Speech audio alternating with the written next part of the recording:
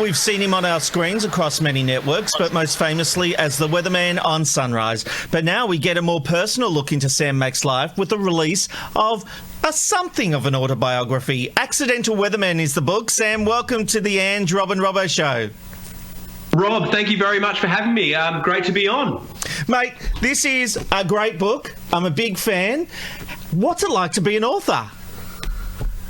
Well, it's one of those things that I didn't realise how much it would mean to me to officially be an author until I officially became an author. So there was something about sending through that final manuscript where it was all approved and the publisher was on board, where they wrote back to me, they said, "Congratulations, you're an author."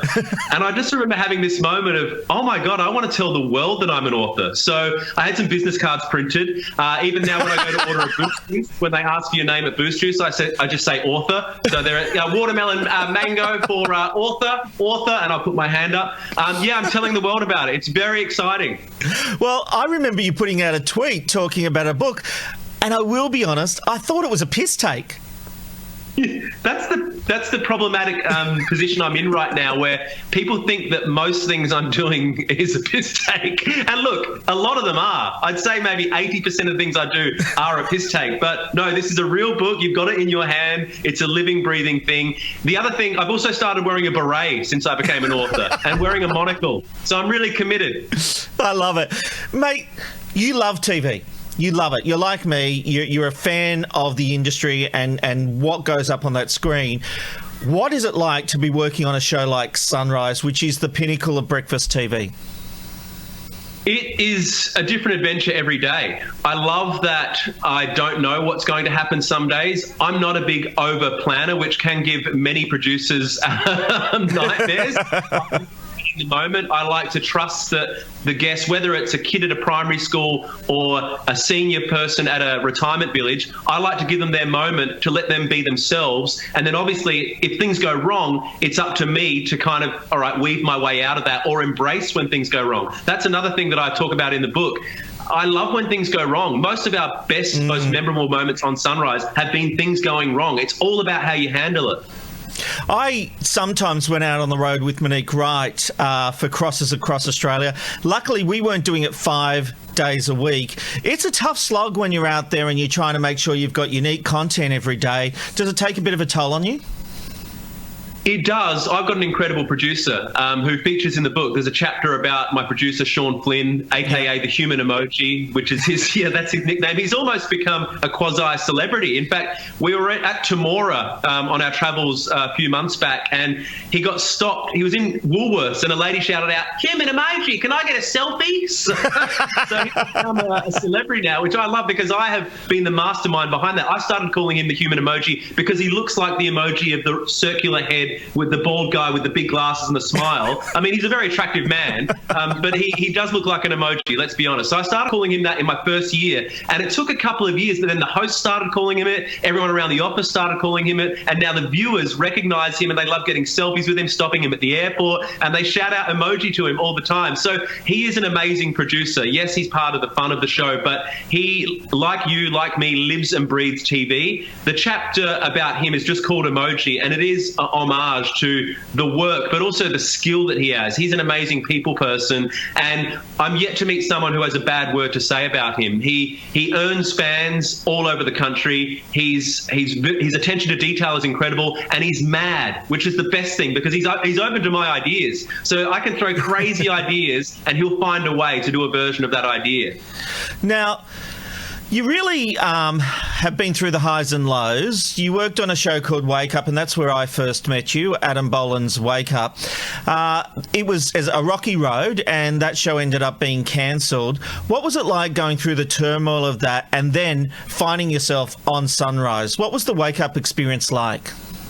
Well, Wake Up was an exciting time. You know, you were there. It was this. It was a big moment for Channel 10 to have, local, our own breakfast shows, live breakfast shows. We set it up at Manly. That's me. That's me on the roof of Channel 10 holding a sign I made out of a bedsheet because we had no budget for billboards. Oh yeah.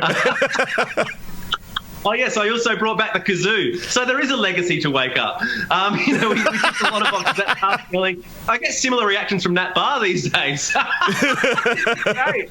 I'd forgotten about all this stuff. Wow, you've dug deep. You've got quite an archive system there, Rob. I'm impressed.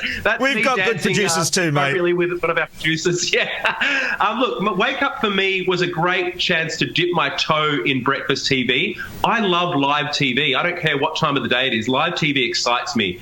So this was a great opportunity for me to get in there and do something live. In a sense, I was a little bit off Broadway with that because I wasn't one of the main stars. I wasn't even a weather guy. I was literally just a correspondent, which makes me sound way too formal and way too professional. But I would do live crosses at various events. I would sometimes go into the studio.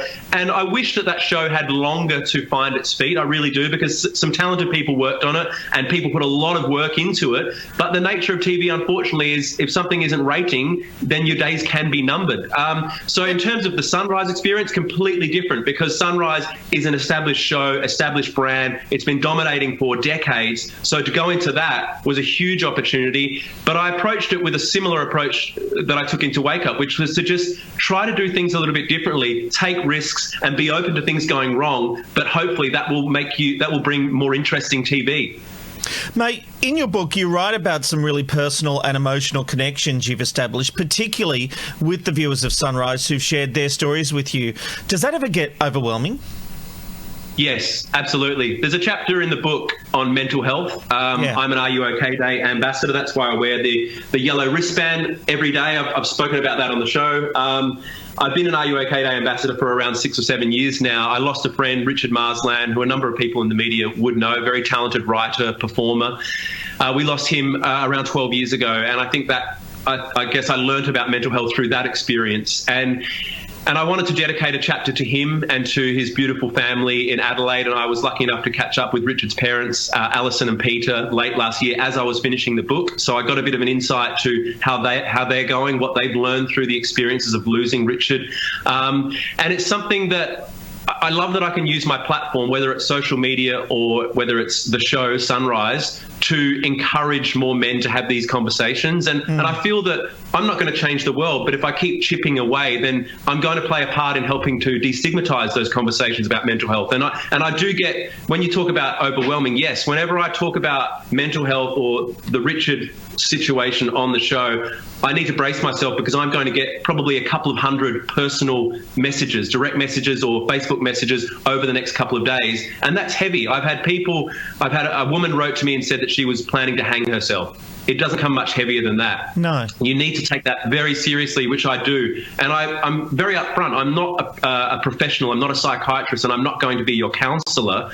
But I could definitely give you some thoughts and hopefully guide you in the direction of having conversation and getting that kind of help. So it's something that I'm very proud of. I'm proud that it's in the book. It was the hardest chapter to write in the book, but it's the most important chapter in the book.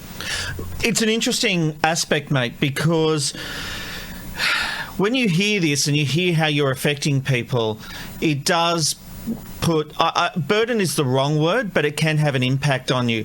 But the flip side is the joy you bring people. I've seen it throughout my career, and I've worked on Sunrise as well, and I've seen lots of letters from people saying how the shows that I've worked on has kept them alive and brought them joy and has been a companion.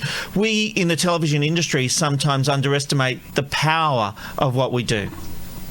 I agree completely. I had another great example of exactly what you're talking about. A former police officer who has very severe PTSD, Victorian guy, who wrote to me and said pretty much what you just said. He said, look, at my darkest time, I would watch your segments on Sunrise, and your silly jokes and your energy would just give me something to smile about or to look forward to at the start of each day. And he said often starting the day was the hardest part for him. So he just had that little positive, and it was also a routine for him. And he came down and he met me at one of my crosses in Geelong, and he'd written to me a couple of times, and I said, yeah, of course, if we're in Geelong, come and say hello. And he did, and he's like, I don't want to be on camera, I don't want to be on TV, I just want to shake your hand and say thank you for what you do. He said, I know you're doing it and it's your job and it's your career, but you've had a real positive influence in my life, and now I'm at a point where I can actually go, I have the confidence to go and apply for other jobs again.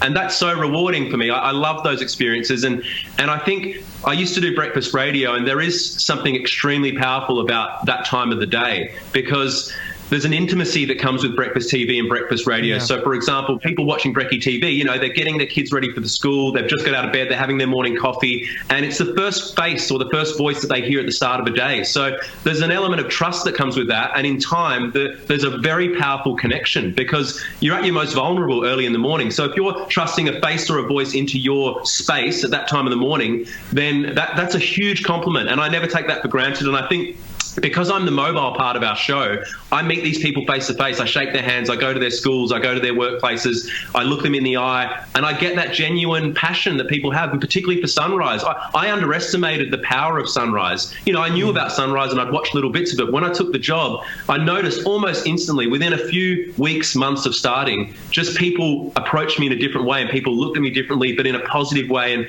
And you know, the term gets thrown around, and it's a bit of a cliche, but the Sunrise family. But when you're in it, you do feel that. You really feel that. I feel that our viewers have our back. Absolutely. And on the flip side of all that seriousness is the fun, like getting nominated for a Gold Logie and becoming one of the poster boys for the Daily Mail. They love you, mate. You must really rate well on that website. Well, it was always my dream to become clickbait. So,